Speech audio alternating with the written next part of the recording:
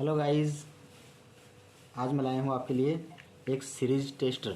ये है एक बजर जो बाइक और स्कूटी दोनों में लगता है।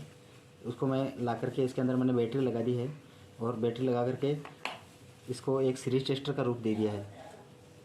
इसमें ये एक स्विच लगा हुआ है और ये वायर मैंने बैटरी से कनेक्ट कर दिया है जो सीरीज में है। इन दोनों को वायरों को टच कराते हैं तो ये बजर आवाज़ करता है। अब किसी भी वायर की कंटिन्यूटी चेक करने के लिए हम इसका यूज़ कर सकते हैं। जैसे मेरे पास ये एक बोर्ड है, इस बोर्ड में 2 वायर लगे हैं। ये वायर सही है या ख़राब है इसका हम इस बजर से पता कर सकते हैं। ये मैंने एक वायर पे लगाया और इसको एक को स्विच के अंदर इसके अंदर सॉकेट के अंदर डाला। ये आवाज़ कर रहा है, इसका मतलब ये वाला वायर सही है। नेक्स्ट दूसरे वायर पे लगाता हूँ और सॉकेट के अंदर डालता हूँ। ये दोनों वायर सही है,